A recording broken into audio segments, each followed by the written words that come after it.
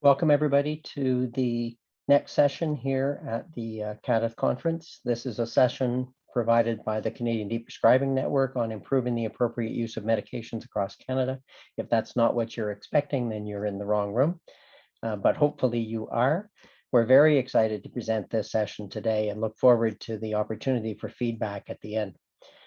I would ask as we go along that you put questions in the chat box. We will go through the presentations and then get to the questions, but it would be great if you put your questions in as we go along so that we don't actually miss anything that we would like to touch on related to the questions. If we can have the slides, please. I am going to start with introducing the participants today.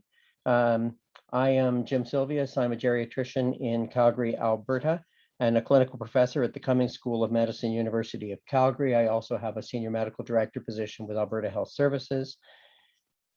Justin Turner is an assistant professor at the Faculty of Pharmacy, the University de Montreal, and a researcher at the Centre de Recherche Institut Universitaire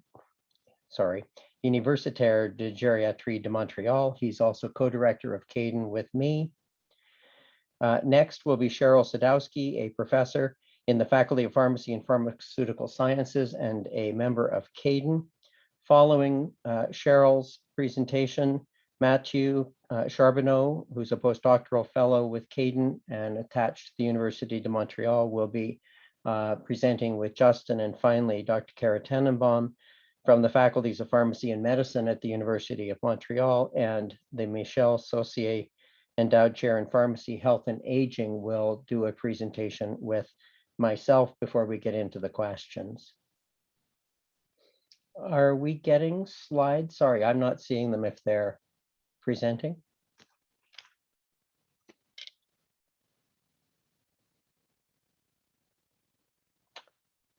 Okay. We have some disclosures. There we go. That's what I was waiting for. Thank you very much.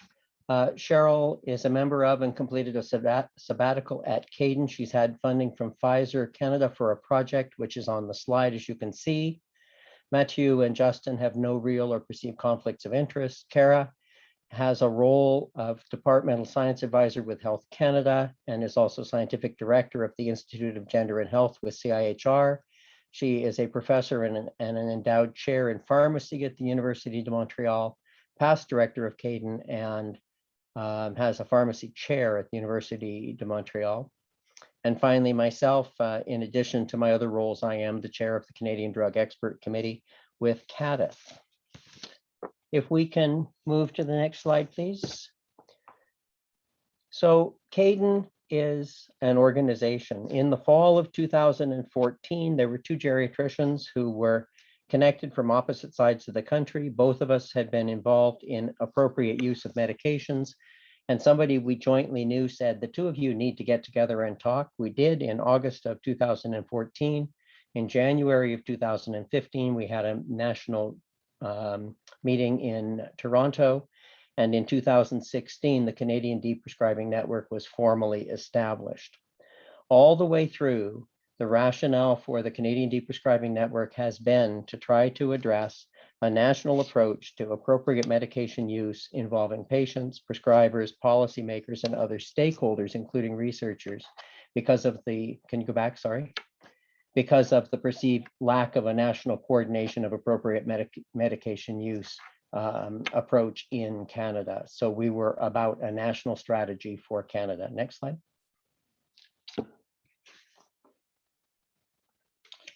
So who are we? Healthcare leaders, clinicians, academic researchers, and patient advocates, all of whom are working towards the same goal. We are looking to raise awareness and eliminate the use of potentially inappropriate medications for older Canadians.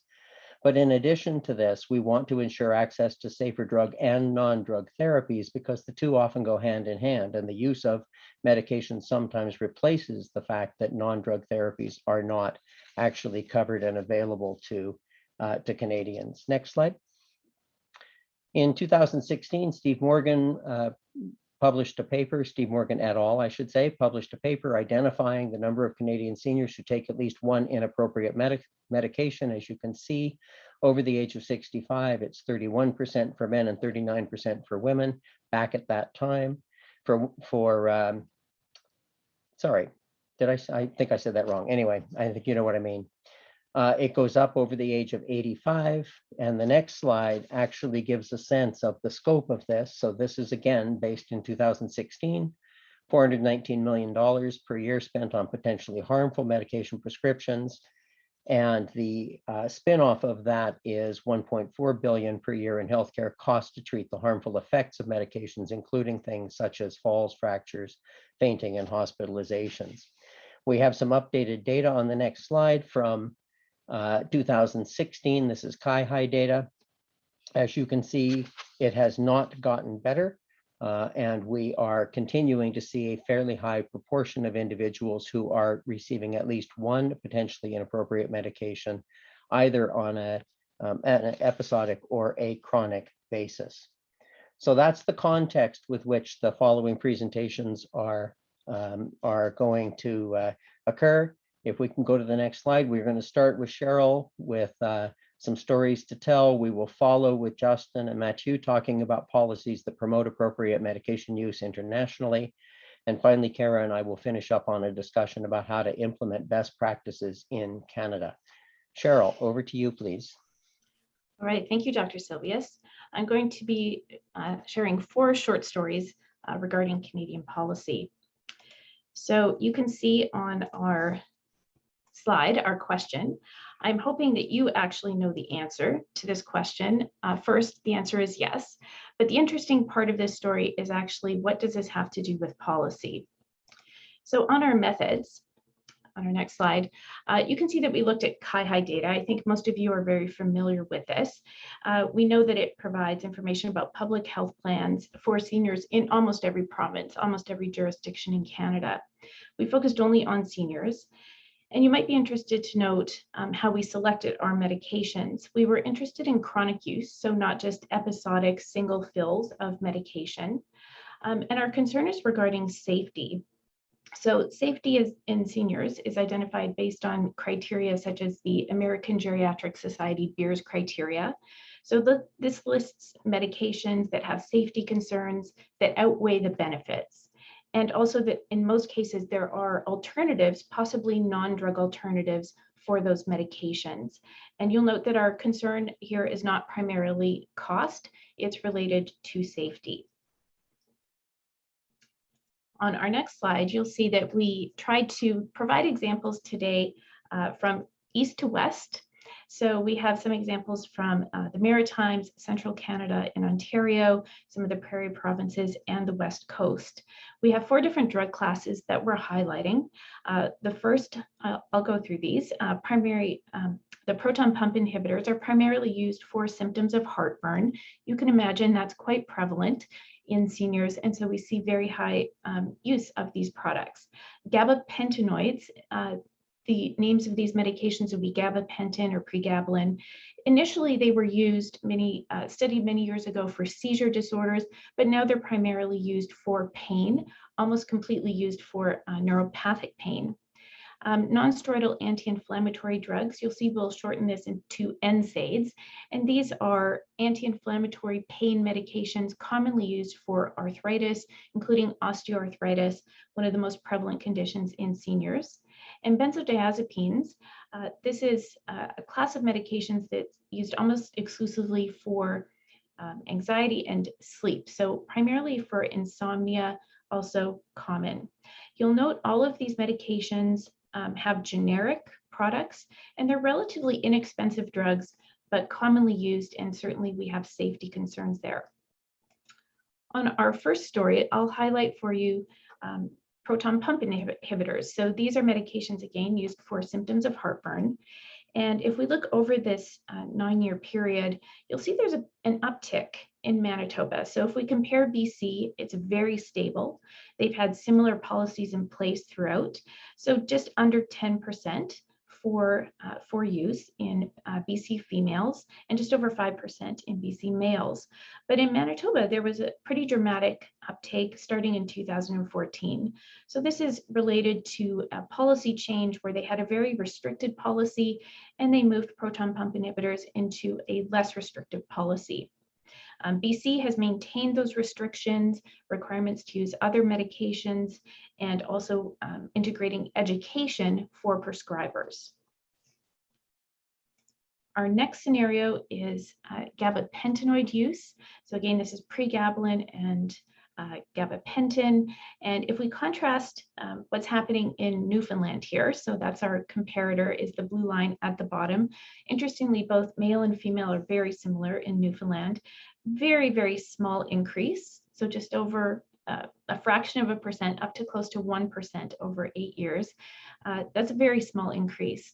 What we see in Ontario is a pretty dramatic uptick starting in about 2013.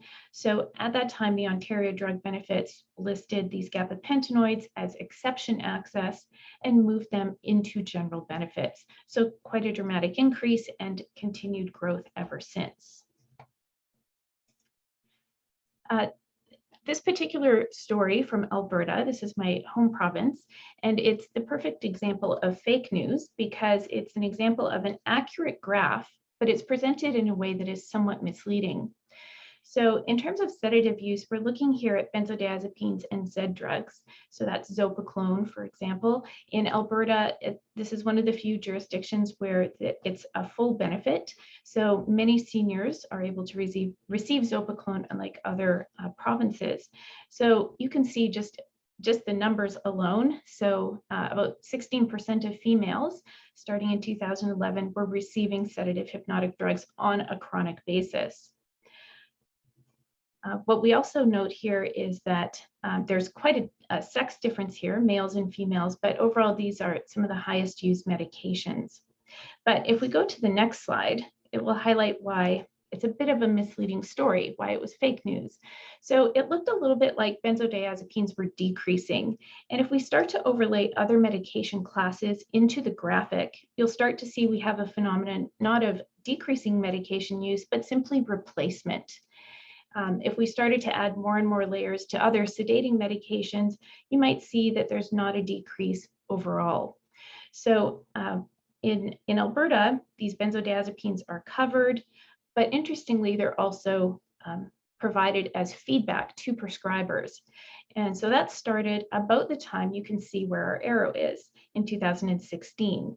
So there's a gradual decrease happening, and yet other medications such as Trazadone are gradually increasing. I'll point out Trazadone is a sedating medication, but it's a very, very old antidepressant. And at the doses that were used to treat depression, it made people very, very sleepy and caused other complications. So now it's used quite commonly, we're seeing in older adults for sedation, although that is not the indication. On our next slide, you'll notice we have something called the Md Snapshot. So this is an example of something a prescriber in Alberta would receive. It was primarily designed to focus on opioids. And so it provided the prescriber information about his or her prescribing practice compared to peers, and then also showed where they ranked in terms of percentile. And since that came out, it was decided to add benzodiazepines to this feedback. There's no consequence. There's not really a lot of follow-up. It's meant to be as a reflective exercise. And so physicians are able to, when they reflect on this, count this as a continuing medical education credit. So there's an incentive to look at this. But there's, again, no consequences. And you can see that benzodiazepines are monitored here, which makes people pause and think, what should I do about those medications? And it also is a nice educational tool associating risk of opioids and benzodiazepines co-administered. So it causes people to pause, what should I do about my prescribing of benzodiazepines and opioids? But you'll notice Trazadone is not listed here, nor are other sedating medications. Our final story that I'll share with you is regarding management of pain. So indeed, if there are any clinicians in the audience, you know, pain is really a dilemma to treat. Every class of medication has risk. We know that opioids can be misused. There's an association with misuse, but as well as significant morbidity in terms of side effects in older adults. Prince Edward Island is used here as an example to make a few points. In 2016 and 17, there was a series of changes that they made. So they changed some of the subclass of NSAIDs, COX-2 selective inhibitors. They made those openly available. So naturally, you'll see when something is not covered to suddenly being fully covered, there's an uptick in use. So it's a concern because these new types of NSAIDs are not really any safer than the original ones, although they are more expensive. But also what's a concern is when you introduce a new class of analgesics, you would expect the other classes to decrease. And in this case, opioids did not decrease. So that's a concern that we're introducing more medications, creating potentially a polypharmacy situation without decreasing use of unsafe medications. So with that, I will hand it over for stories, international stories for our next team. So just before we go there, Cheryl, there is a clarifying question. Can you identify how chronic use was defined in one of your earlier slides, please? And you're on mute, Cheryl, sorry. Okay, so chronic use was defined as dispensing in at least two consecutive quarters from CADeN data. Thank you. Thank you very much for that. Matt and Justin, over to you, please. Thanks everyone for joining. I'm excited to be here and to talk about policies that promote appropriate medication use in Australia, England, and Sweden. So thank you, Cheryl, for giving us some Canadian context. I'm really excited to take it further. Matthew and I will co-present here. There may be an association between my accent and the policies that I'm going to present. As my coffee mug says, je suis Australian, I'm from Australia, so we thought it was fitting if I present the Australian data and Matthew bring up the rest. So next slide, please. I just want to highlight that Cheryl has given us a great overview of what's happened here in Canada in terms of policy getting less restrictive and inappropriate medication use increasing. I want to highlight this slide from Australia, which was brought about on the y-axis there. You can see the number of people getting prescribed alprazolam, and on the x-axis is time. And alprazolam was overrepresented in the mortality data from overdose from medications. So there was an assumption that maybe alprazolam was more dangerous than other benzodiazepines. So restrictions were brought in where doctors had to phone up and get authority to prescribe alprazolam. When that was announced in 2013, you saw a slight decrease. And then when it came into play in 2014, it was an overall 22% reduction. So we'd go, wow, that's great. Policy can, by restricting what we prescribe, improve medication use. However, next slide, please. We see it did improve medication use as far as reduced alprazolam, but it increased the street price of alprazolam. It increased benzodiazepine use by 216%, and scarily, there was a 10% increase in overdose deaths that involved more than one benzodiazepine. So what happened was people couldn't get alprazolam, and they started prescribing clonazepam, diazepam, temazepam, and multiple things to many people. So when we talk about policies today, I just want to make sure that we're aware how we evaluate these, because sometimes what we think is a great outcome can have unintended consequences. Next slide, please. So we've talked a lot about restricting prescribing. Now I want to go a little bit further. The question that we had was, can anything else apart from prescribing restrictions work as a policy lever to improve medication use? So how did we answer that question?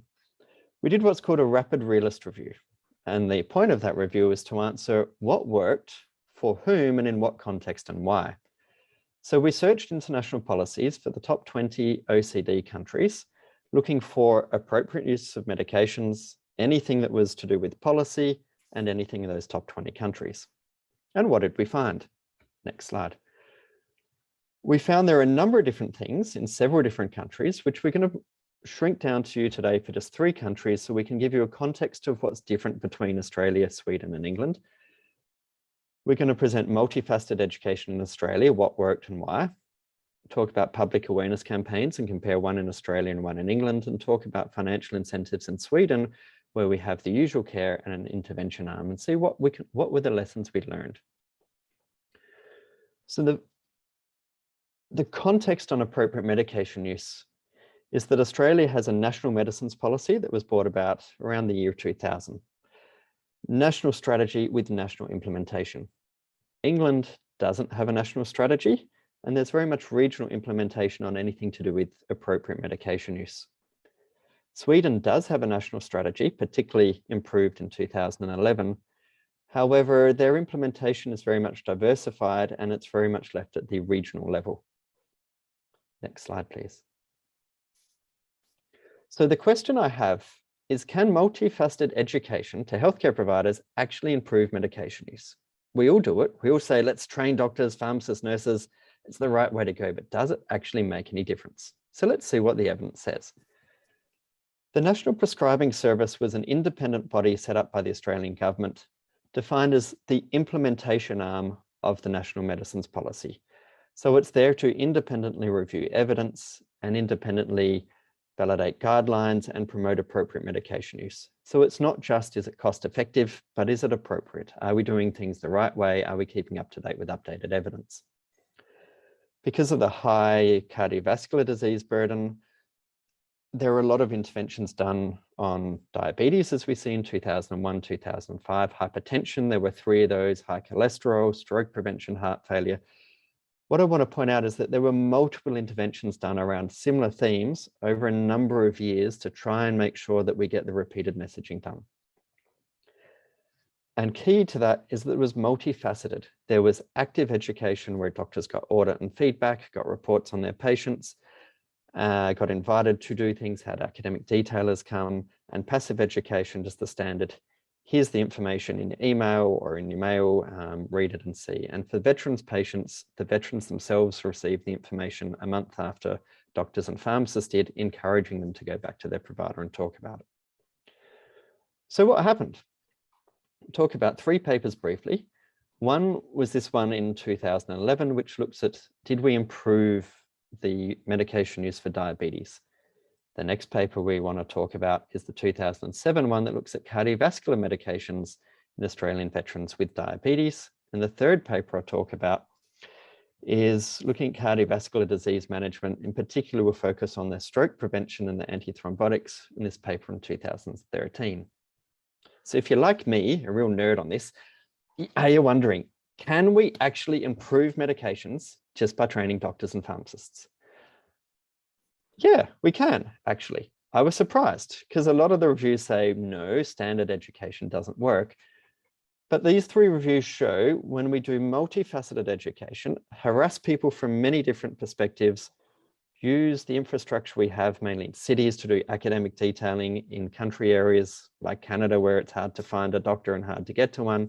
Let's use academic detailing, let's use audit and feedback. We can make a difference. So guideline adherence for the diabetes one was, can we get people to prescribe metformin as first-line treatment? And there was a 26% increase. For the next one, looking at cardiovascular disease for people with diabetes, where Australia had terrible results of people with diabetes not being on blood pressure or cholesterol medications, there was a 21 and 25% increase in prescribing for those patients. However, when we look at stroke prevention, which is taking people with atrial fibrillation or heart failure and saying, hey, perhaps we need to prevent that stroke, there was only a really minor increase in prescribing. So next slide, if I want to talk about what happened, the outcomes were we did increase in appropriate prescribing in Australia. They've done independent analysis of the National Prescribing Service, or Medicines Wise as it's now called, and found a return on investment of over 2, about 2.5. So for every $1 invested in this education strategy, $2.5 were returned to the system in terms of hospital avoidance, avoiding hospitals, avoiding falls, fractures. So it's cost effective. We know the mechanisms that worked. When we look at a realist review, we're looking at what are the outcomes and what were the mechanisms and contexts that actually influence those? The mechanisms were providing knowledge, peer pressure in terms of audit and feedback and academic detailing. So why, if we had the same mechanisms in the same cohort of doctors and pharmacists, why did we see different results? This is where the context come into play. We found there is a national medicines policy that supported this rollout across Australia. Local projects that had been successful were adopted by the National Prescribing Service and spread out and scaled up locally across the nation. There was strategic collaboration between the regional networks to make sure things were implemented or nationally led, but implemented regionally, and continuous evaluation and improvement. There's not much to say why the last one on stroke prevention medications was much lower outcome than the others, but our research here in Canada has shown that for doctors and patients, some medication classes we get a much better uptake from. People are much more scared about the sedatives, for example, than they are about the reflux medications, to use two examples of what Cheryl had. So it may be that we're still scared about the side effects of antithrombotic drugs or blood thinners in older adults, and that may explain why there's a subtle variation there. So the context is important. Next one, public awareness campaigns. We found 2 public awareness campaigns talking about context being important. Let's look at the context between Australia and England. So next slide. This one I really love, mainly because I used to live in this region, so it's important to me. This slide is a public awareness campaign in regional South Australia, where they worked with the local doctors and local patients and local pharmacists and nurses to say, what problems are you having with medication use in your region? And they all identified really high use of sleeping pills. As a result, they educated doctors, pharmacists, nurses, and then at the end of that education campaign actually brought about adverts on the radio, posters, newspapers, a real big public awareness campaign. So before I tell you if it worked, I'm going to hand over to Matthew to talk about England. Thanks, Justin. So we also found a joint program, a regional antimicrobial prescribing initiative in England, implemented by the Northeast Primary Care Trust, and now Primary Care Trust are clinical commissioning groups, and the Tyne and Wear Health Action Zone. Basically, health action zones were promoting public-private initiatives around health and social services in England. And so they implemented public awareness campaigns in 2004 and 2005. And so now let's compare the outcomes of both programs.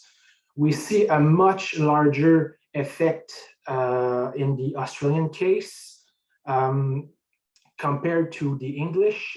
Mainly, one way we can explain this is due to the fact that the Australian public awareness campaign was targeting both the public and providers, in contrast to the English program.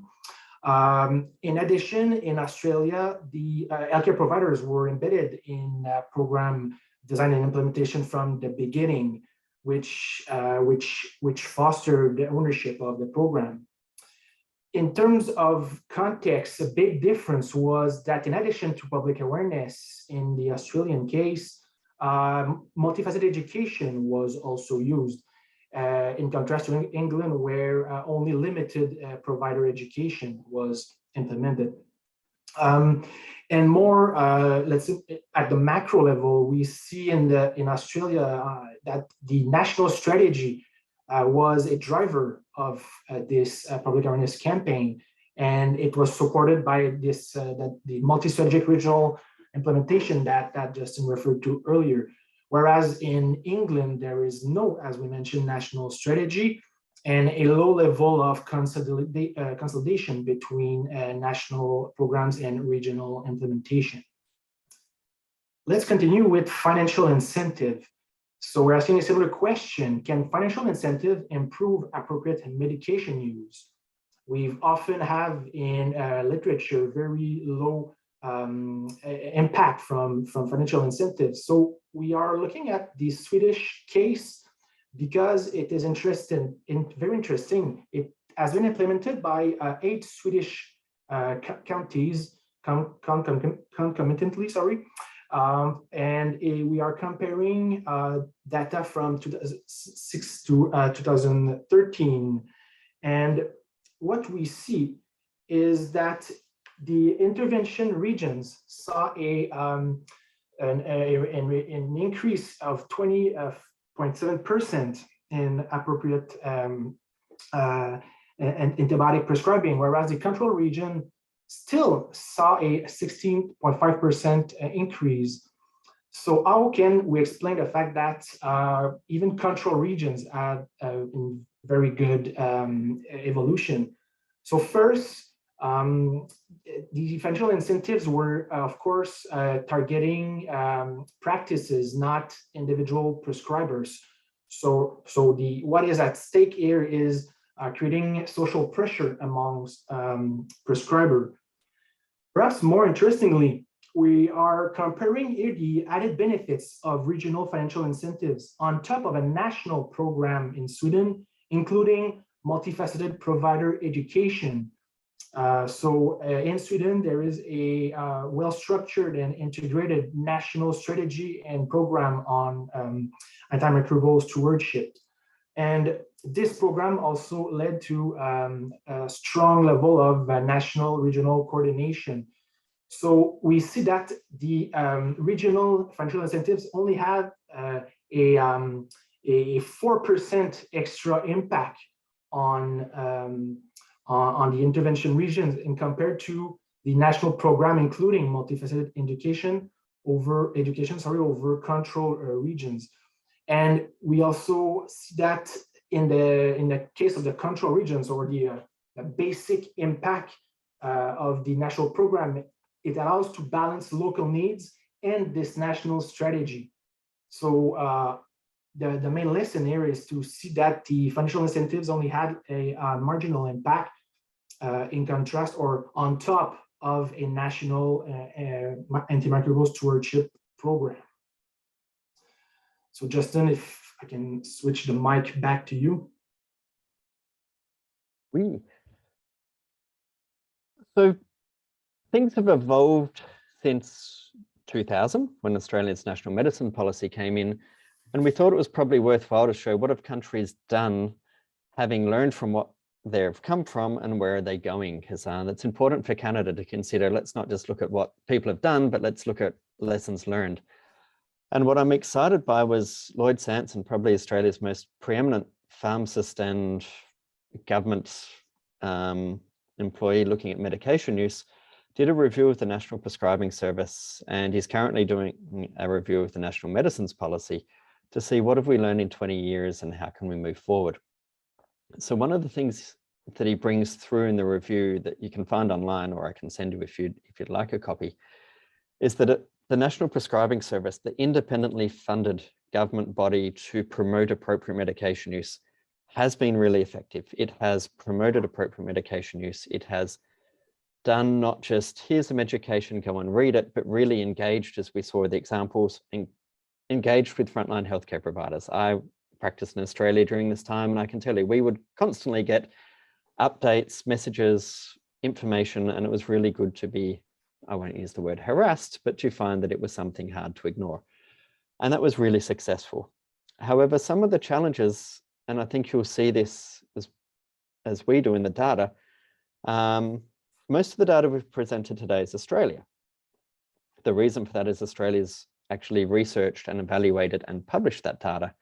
However, Lloyd's brought up that we probably need to do that more and be more thorough with the evaluations, the economic analysis, and actually evaluate every intervention, not just on medication use, as Cheryl presented, but on what are the unintended consequences? What are the intended consequences at a patient level? Are we reducing hospitalization? Are we reducing falls and fractures? So I think that's something we need to consider in Canada. How do we take that forward, use real world evidence, and make sure that what we are able to do is cutting edge and really leading the way? Matthew, what did we find in the others? What's Sweden doing? Thanks, Justin. Interestingly, in England, an important report has been published just a few weeks ago by the Chief Pharmaceutical Officer, raising issues in terms of pharmaceutical policy, and especially in terms of over-prescribing pointing to the lack of comprehensive and coordinated strategy around overprescribing in England.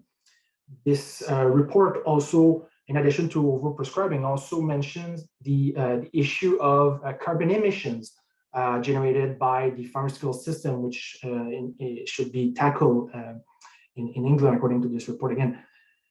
Finally, in the Swedish case, after decades of very innovative regional initiatives, you've probably already heard of the Stockholm Model, the WISE list in the Stockholm region. Sweden has developed a national pharmaceutical strategy in 2011 and has been updated with 5-year plans since then. It has put into the hands of the Center for Rational Use of Medicines to coordinate, which is actually a part of the Medical Products Agency in Sweden, to coordinate this national strategy. So even in Sweden, with high regional innovation, there's been at some point an awareness of the need for a national strategy. Back to you, Justin. Thanks, Matt. It's great to see that the different countries are evolving and moving forward in this. And I'm excited to hear what Cara and Jim have to say with what do we think Canada needs to do in this really important topic. But before we jump to them, I just want to summarize some of the lessons we've learned from our review. First of all, we see that regional successes were possible in the UK and in Sweden, but it meant there was disparity. If you didn't live in that region, you still had inappropriate medication use. And Australia really tackled that by trying to scale up those regional successes across the country. And I think when we look at Canada, maybe that's something we need to consider there too. Which leads to the next point of coordinating national versus subnational. Australia was able to leverage their national policy and implement things at different regional levels and then roll them out across the country, which we didn't see in England or Sweden. Next vital point was to engage stakeholders. Both healthcare providers and patients were engaged in that public awareness campaign in Australia, and it made a really big difference to the outcome of 20% versus only 5% in England, where that wasn't done. Pay for performance, we haven't found too many great policies that support it having an effect for appropriate medication use. In fact, some that we didn't present today, it got worse. And we found that the engagement of healthcare providers in the UK on appropriate antibiotic prescribing and antibiotic stewardship gave 16%, and paying them to do better gained us an extra 4%. So I'm not sure that there's a lot of evidence to support that. Evaluation is really important. As I mentioned a second ago, Australia's done a lot of this evaluation and other countries are lagging behind. In fact, we really struggled out of about 20 countries we looked for. We struggled to find published reports on how's this work being done and evaluated. I mentioned before that improved financial and health outcomes were seen in Australia with a return on investment of about 2.5. And I think that's important for a government to consider. Can we improve health outcomes and actually save money at the same time? And the evidence has shown, yes, we definitely can. And the final point is context matters. Context about the drug, context about the disease state, context about the region or the province or the nation. And I think it's important to look at those tensions, because getting the context right is going to make, in what we observed, is going to make it far more successful. Back to you. Thanks, Jim. Thank you, Justin. So for the final portion of our presentation today, we're going to have a discussion. I'm sure folks appreciated it when I said at the beginning, the two geriatricians had a conversation, that those two were Cara and myself. We brought complementary approaches. We'd both been looking at medication appropriateness, but from different perspectives, and we're able to collaborate in a way that I think has been fruitful for the country. We did have a question that came through in the questions, and the question was, does Canada have a national strategy for appropriate medication use? I think the answer to that, in short, is no. And the discussion that Cara and I are about to have is really around how we might think about embedding an appropriate strategy within the work that's being done. So I'm going to start by asking Cara a question, which is, Cara, how would you embed appropriateness in the strategy around medications that Canada is developing? Hi, everybody. Pleasure to be here. I wonder if we could take down this slide and maybe just put ourselves up on the screen so we could talk back and forth. So Mathieu, maybe I'll ask you to stop sharing your screen, and if there's a way to divide this so we could both be up, that would be better. But if not, that's okay too. Hopefully people could see me. Hi, everybody. Great question. How can Canada embed appropriateness in the strategy around medications that we are currently developing? I think our audience member who asked the question, does Canada have a national strategy, and got the answer no, might also even ask, does Canada even have an appropriate use of medicines policy? Because when we talk about implementation and interventions, it's usually, a very structured approach when we look at policy implementation. And to date, sure, we have the Canada Food and Drugs Act, but I'm not sure that we even have, in fact, I'm pretty sure we don't have an appropriate use policy. How would we tackle it if we did, assuming that was the first step? Well, it's really a wicked problem, isn't it?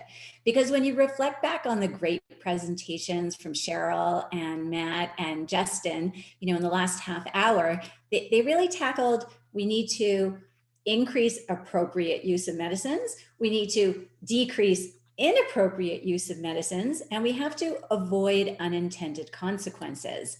So I think those are the three big buckets. Different countries have taken different approaches. Australia has a national medicines policy and an entire organization. England has a chief pharmacy officer. Here in Canada, I don't know if I'm allowed to say this or not, but we were at one point, I think we're still not sure, talking about pharmacare.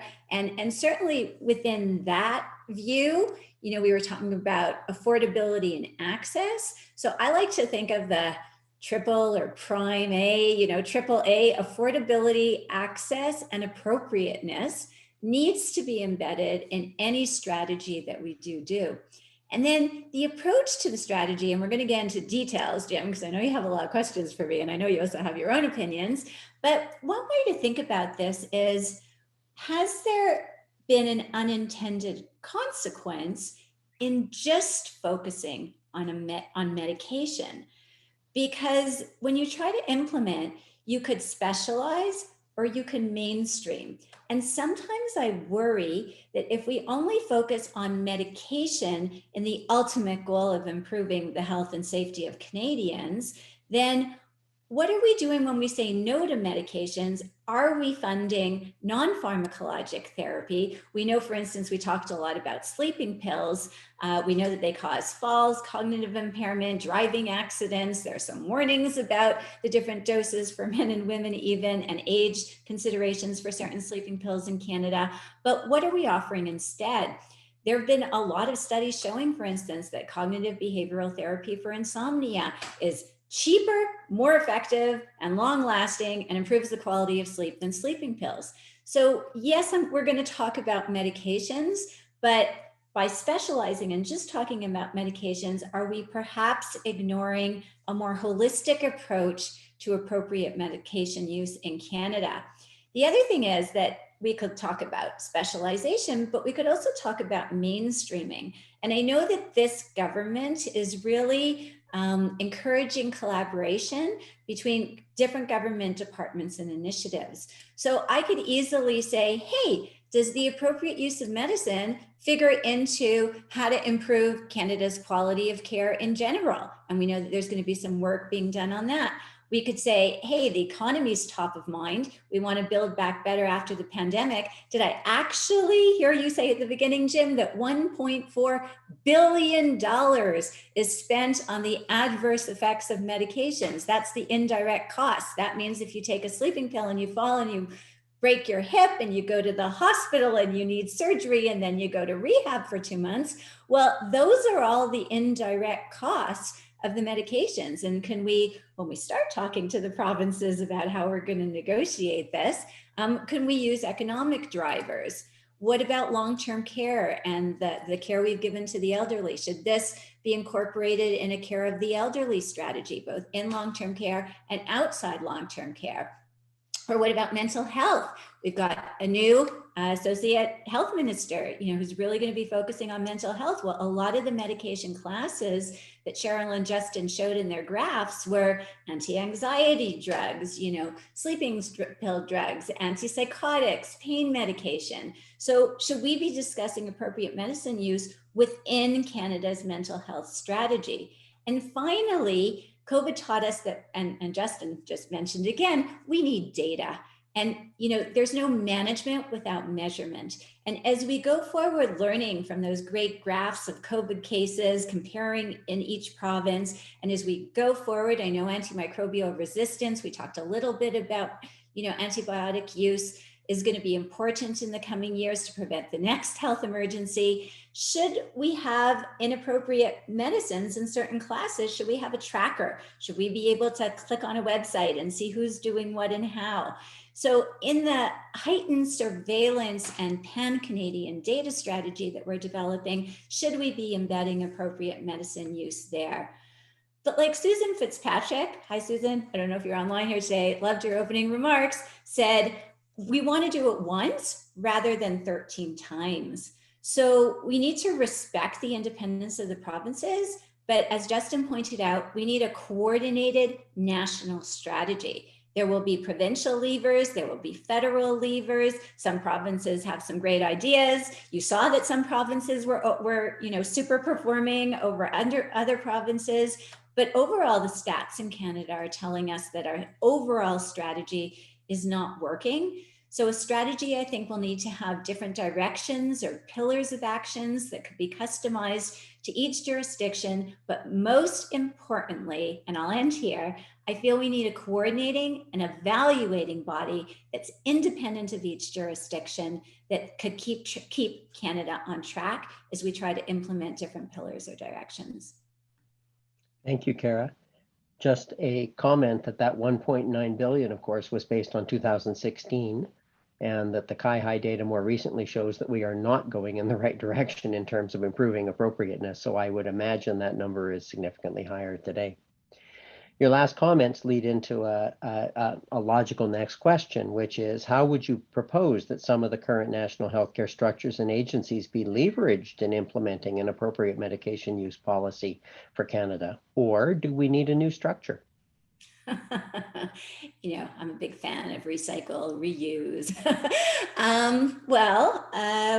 I'd love to hear what people in the audience think about that. So if folks want to put comments into a chat, it's always fun to look at something new and shiny.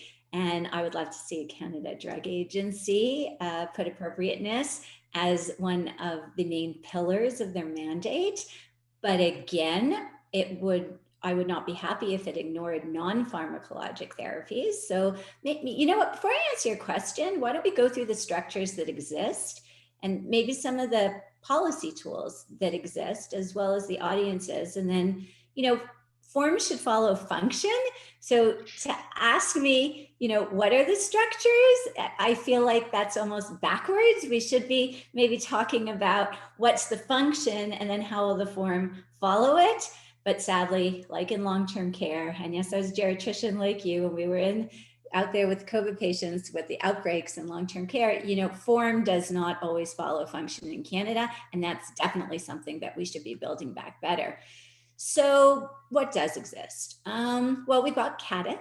CADTH certainly looks at, health technology assessments. I'm not sure how much there is post-marketing surveillance going on. I understand that the Drug Safety and Effectiveness Network, at one point under CIHR, I think it switched just recently to CADTH, was maybe looking at some post-marketing, and you think post-marketing is where appropriate use should be surveilled, but there was no knowledge mobilization structure linked to those data analyses, and I don't know how transparently they were posted or linked to levers. So certainly need the epidemiologist to do the surveillance, certainly need to know about the cost effectiveness of medication use, but what about off-label use? A lot of inappropriate medication use is off-label? Do we have any structures in Canada? Should we be looking at professional associations to monitor that? Certainly have to give a shout out to Choosing Wisely Canada, right? They've been funded from Health Canada for the last few years, and they've worked with professional organizations to give out recommendations about reducing low-value care, and there's a lot about appropriate medication use there. My feeling is that the outcomes have not been as promising as we would like. I don't know if that's because of the reach of the interventions was insufficient. In other words, was the process underfunded in general? Or was it because the implementation techniques, again, telling people what not to do without giving them appropriate options of what they can do? Does that just go against human nature? Not sure if anyone here has kids, but you know, what are they teaching these days? You can't say no without saying, well, would you prefer this or that? So I think there's a bit of human motivation and psychology there.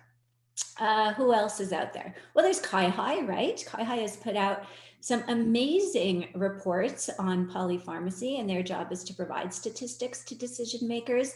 But again, the link between what we do with those statistics, what's the accountability? Do we evaluate what happens after? Where's the management, I guess? Remember I said there's no management without measurement. Well, we have some measurement. Is there a way to get better measurement? And then track how management, I guess, touches those statistics in the way that Cheryl presented, which I thought was super fascinating today. Other policy, I don't know, implementers, there is Health Canada. Jim, you kind of know more about the regulation side of things than I do. Is there a role here for Health Canada in terms of changing regulations around drugs and drugs use? Do you want to say something quickly about that? And then if we feel that there's not one structure that does all of this together, then you could guess what my conclusion is going to be. Yeah, I mean, I think the question about Health Canada is an interesting one. Health Canada, of course, has to issue the notice of compliance, which allows a manufacturer to sell a drug in this country. And I guess one of the questions is there a process that can be built in to support the notice of compliance where we actually could end up getting real world evidence that is informed by patients and practitioners ahead of the NOC, for example? It's one of our potential policy tools that we could use, but it does need a body to help coordinate that, of course. The other option, of course, is that we could look at managed entry agreements for drugs, and as manufacturers bring them into the market, that would be within the purview of the whole regulatory process. But again, I don't know, quite honestly, how successful those agreements have been, because I'm not entirely clear on how much teeth, what teeth there are to them that actually mean that at the end of the day, they are followed through on.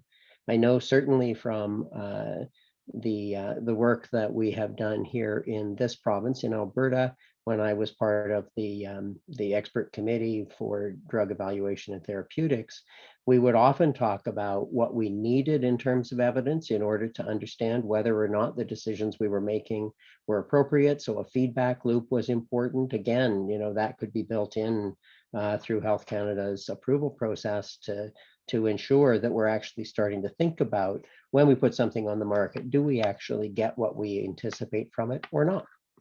All of that is part of appropriateness as well. All right, well, that's what Health Canada could do. Who else is out there? What other structures? Well, there's the Public Health Agency of Canada. I believe they're going to be taking the lead, or they are taking the lead on antimicrobial resistance. So antimicrobial, use is kind of a wicked problem, sort of like in general appropriate medication use. Will they be upping their surveillance systems? Can we tap into that? So that's another structure. Je suis de Québec, alors il faut mentionner l'INES. Here in Quebec, we have INES, and they do a great job actually at looking at some of the non-pharmacological options. I saw recently a few white papers around cognitive behavioral therapies, both for depression, anxiety, and insomnia, good cost effectiveness analyses. But like in the UK has NICE, and they have algorithms and clinical guidelines where it's very, very clear to the treating practitioners whether physiotherapy should come before medication, whether psychology should come before medication, whether in the case of hey, urinary incontinence, we're talking geriatrics, right? Whether folks should actually strengthen their pelvic floor muscles or try behavioral techniques before we prescribe them anticholinergic medications to control their bladder function. So, and that's embedded in the clinical pathways of care, but I don't know in Alberta, I know that you're pretty good in Alberta about clinical pathways of care, but I don't know if it's specifically divided into first-line non-drug therapies. And then with the restrictions, you know, we were talking about, well, you could restrict access to drugs, but then you might have unintended consequences because you might not have an alternative. Imagine if you necessarily did the alternative first, and it was expected by the public that you try non-drug therapy first, and it was maybe even covered so that we wouldn't go straight to, I don't want to disparage medications, they save lives, they treat symptoms. I mean, thank goodness for medications, but there is the whole chemical coping quick fix culture that we live in today. So what if the culture was more good for you? You took the long-term, you know, did your physio or your cognitive behavioral therapy or increased your social network or maybe exercise more or, you know, I don't know what. But imagine if that was embedded in our culture and our clinical pathways. And I don't feel that we have good oversight over that right now. No, I would agree. Alberta, And does Alberta do that? I know you're no, involved. the funding streams are quite different.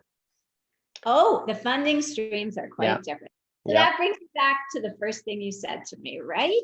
Is a national medicine strategy enough if it's on its own and it's not inherently linked with performance indicators and collaboration indicators with other initiatives that are currently ongoing in Canada? In the chat, we have other suggestions. ISMP Canada may have a role. Institute for Safe Medicine Practice. And one of the others is Canada Health InfoWays Prescriber, IT, or Provincial Pharmaceutical Information Networks, such as Netcare, PharmaNet, and so on, that may have a role for data provision into the system. Oh, those are excellent suggestions. Thank you very much. And of course, we didn't mention our own Canadian Deprescribing Network. The Canadian Deprescribing Network is it's an academic policymaker, healthcare provider, patient network, and was funded by a partnership from Health System Improvement Grant from CIHR. Just full disclosure, before I took on a position there, and I'm trying not to wear my Health Canada hat today too, trying to keep my different roles separate here. And it's going to expire. So we've done some great work. We've shown we have a lot of tools. You know, we ran the Empower randomized trial, where by equipping patients with information about medication safety, we, for instance, reduced benzodiazepine use by 25% in one study and 40% in another study when you included the pharmacist. So I just want to say that Canada has some great practices, but how do you scale that up nationally? So to conclude, would a Canada Drug Agency be only a coordinating center? Would it be too much to bring together all these different, very discrete, siloed structures that are each doing a little part? Or do you try to centralize it while also ensuring that there's integration across other initiatives across the country? And I don't know if you want to tackle the how do you customize what the province is, you know, community of practice, maybe the financial incentives, maybe there needs to be overt subscription to a different policy implementation technique with the healthcare transfer. So it's not, you know, do you do this or do you do that, but at least be transparent about what you are doing and what your results are in that tracker, just so that we could have true real world learning around this. I'll stop there, Jim. Those are my thoughts. Don't know if you want to ask anything else or if we should turn to the audience. So I've been watching the chat for questions. We don't have questions coming in, so I've let this run a few minutes over what we had planned. While we wait for questions, I think, you know, it's important, and you've referenced a lot of this already in your remarks earlier, that we have spent a fair amount of time thinking about what a national strategy to this would look like, and embedding a national strategy within the Canada Drug Agency. Essentially, it would be collaborative, but it would be national. It would be discrete from the jurisdictions as you have identified, because that is an important component. It would get at the concept of doing once rather than 13 times, because it would offer potentially a suite of options. If you want to put the graphic up for a second, please, Mathieu. Perhaps I can talk to that for just a minute. I'm not seeing questions yet still, although I'm watching. So we have thought about a 4-step strategy. It has a national coordinating organization to it, which is embedded within CDA. It has a number of functions. That's what the pieces of the puzzle are intended to represent.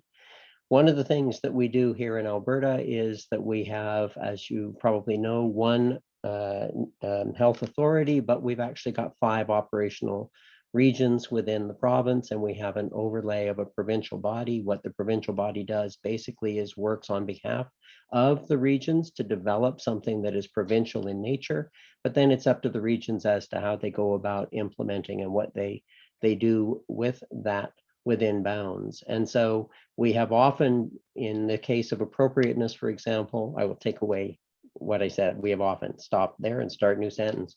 If you think about appropriateness, the National Coordinating Organization could actually identify issues of concern across the various jurisdictions and then work on a common piece of work for each of the strategies that have been requested or identified, and then leaving it up to the jurisdictions to decide which amongst the suite they would look to implement. If implementation is done of a particular initiative, it needs to be evaluated and the components of that are included. And then the iterative learning from that feeds back into the National Coordinating Organization. So we have thought about this. This is only one mechanism that we would think about proposing. It is intended to be collaborative. It is intended to be national in structure. It is intended to be efficient in terms of resource utilization, et cetera. So we're putting it up to generate some discussion and some thought, and I will stop at that. I believe, Cheryl, you have a comment? Yeah, I did. Just as we're waiting for some questions to come in, I did want to comment that usually when I'm teaching students, I actually point out in Canada, we sort of have 14 systems. So I do understand the geography. We have provinces and territories. But keep in mind, the federal government is involved in care for Indigenous individuals. We also have military, other ways that the federal government is involved in actually providing healthcare. And we did not present data on reimbursement through First Nations benefits. But I was recently on a presentation where there were 2 different geriatricians talking about prescribing. And one comment was, well, I find it so much easier to prescribe this class of medications for my Indigenous patients. And so we're seeing policy drive different issues there. But I just point that out. Health of Indigenous patients was not discussed here today, but there's certainly different policy levers there as well. And so bringing some of those structures into the discussion might be something to consider as well.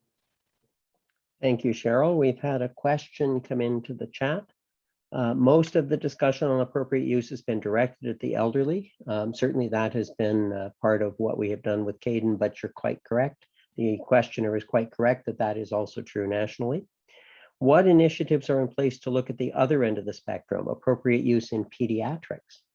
And I guess one of I will start with an observation on that question, which is that there is nothing that we've said in the 4-step strategy, for example, that would preclude any age group, nor would it be necessarily targeted to any age group. And I think some of the strategies that we have thought about in terms of medication approvals and licensing would equally apply to what's happening in the pediatric realm, particularly given that we rarely have data on pediatrics, or when we do, it's predominantly for rare diseases, for example, where it would be important to actually understand if we're getting value for money and if the medications that are being developed are being used appropriately.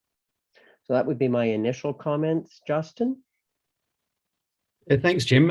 Thank you to whoever asked that question. Completely agree. It may look like that. A lot of the research has been done in older adults because older adults take a lot more medications. However, the antibiotic policy that Mathieu presented in England was looking at appropriate use of guideline antibiotics for children under the age of 6 for upper respiratory tract infections.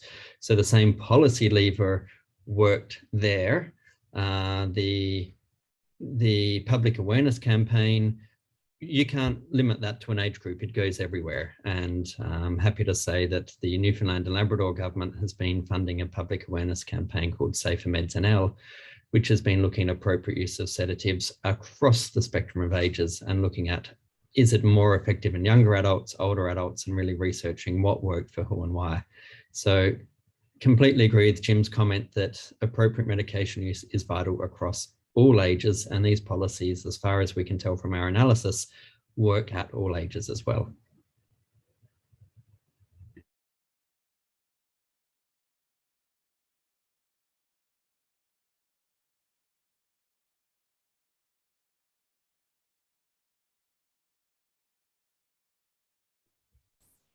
Jim, you're on mute, I think.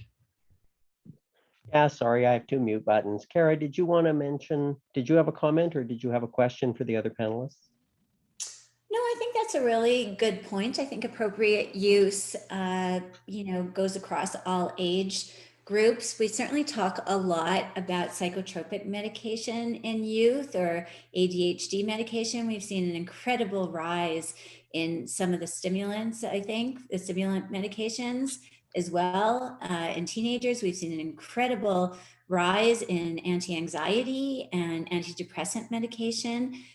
In youth, when I'm saying youth, I'm talking about under the age of 18. So yes, absolutely. And this is where maybe some of the, I mentioned INES, I mentioned the UK NICE guidelines, right? So what are the appropriate clinical pathways, and has covered access to other non-drug therapies been attempted before we immediately go to medication? That's where the intended and unintended consequences could be if we're really just looking at affordability, access, and appropriateness without considering what some of the other upstream factors might be. Many medications palliate symptoms, but do not address the root causes, especially around certain, I would say, mental health symptoms. I'm not talking necessarily about psychiatric illnesses or disorders, but just mental health symptoms, I think, is something that's going to be top of mind as we go into the next few years after the pandemic. So I guess, the challenge, of course, is what role should the province have in formulating a national strategy and implementing it? Jim, I know that you spend a lot of time in this space representing Alberta, and also because of your role on CADTH. Do you think that existing effective FPT bodies, I know there's been a number of committees at CADTH that bring all the provinces together to discuss appropriate use, and you and I have presented to them. And usually they pick priorities. So there used to be some structures. Are those structures still in place? Were they as effective as they could be? What are you thinking here? So the short answer is I think the structures are largely still in place. I think, though, with the national focus that has been on COVID over the last while, some things have been a bit less obvious because of where the priorities needed to be across this country.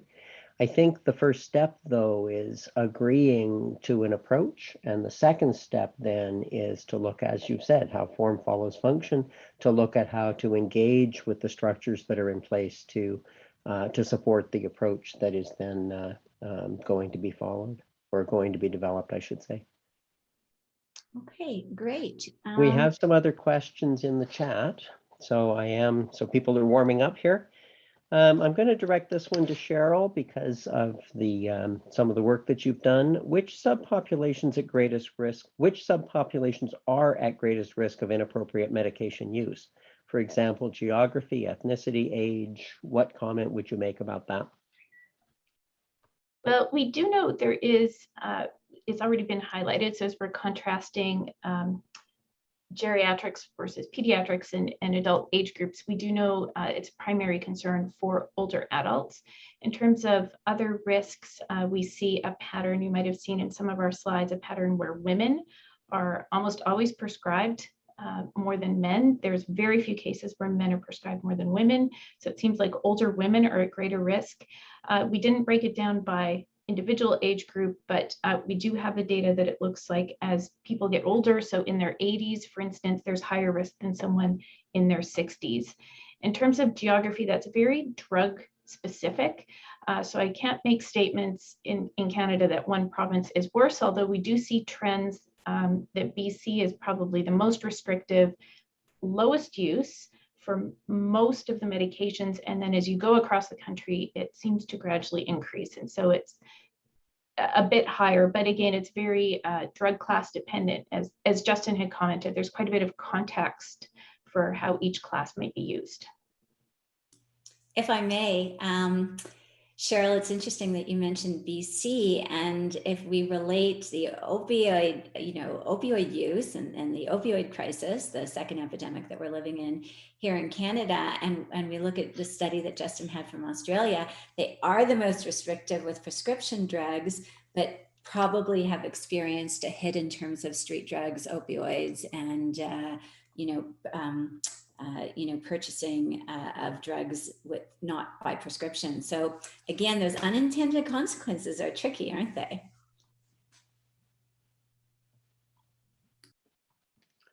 So I'm going to go to several other questions here. We've got about 5 minutes left. One of the questions is, in your opinion, what actors need to be at the table to engage or co-create the guidelines and strategies in appropriate use of medications? I'm not sure who wants to start on that. I have an opinion, but. Why don't you start, Jim, then we'll all jump in. All right. So this will never work if it's not actually done cooperatively across the various jurisdictions.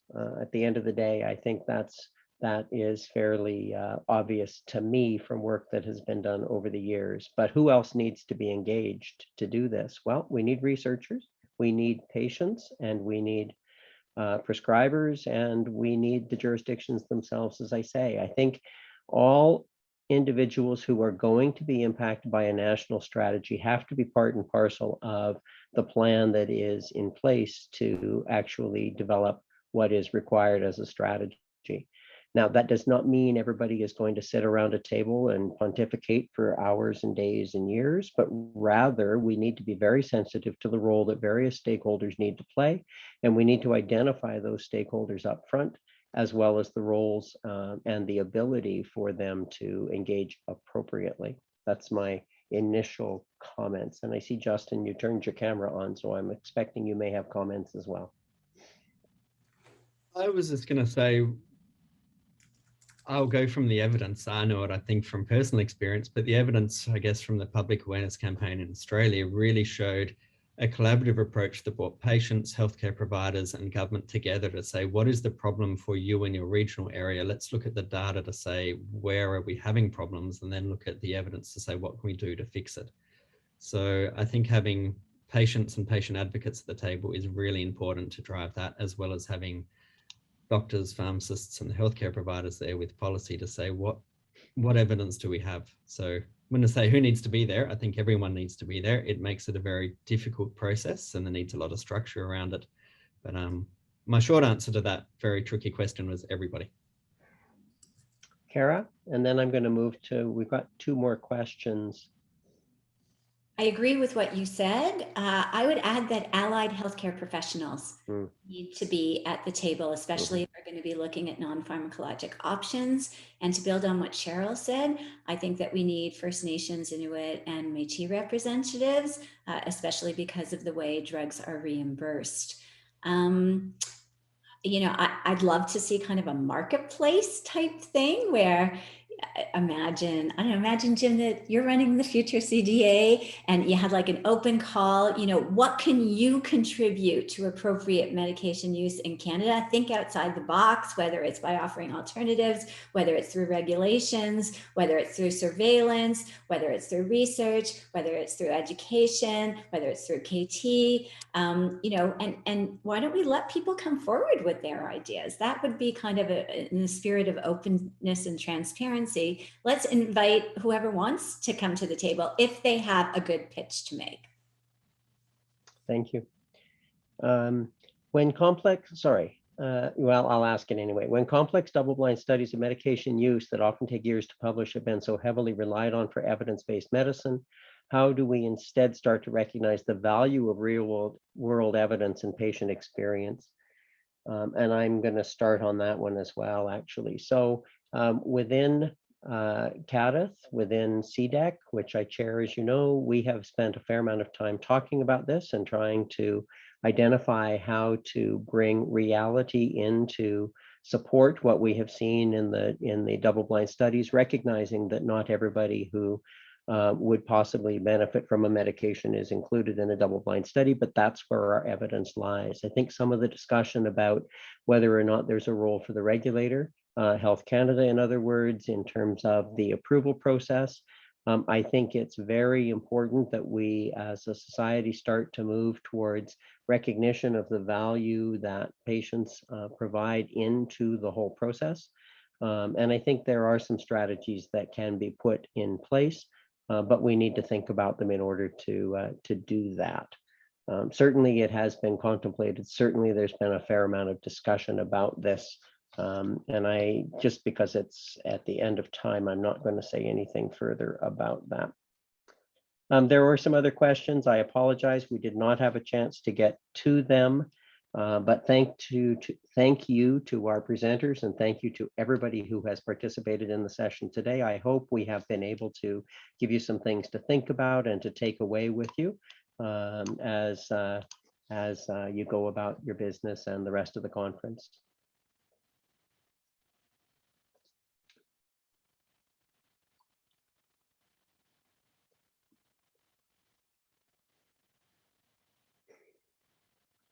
Are we still here?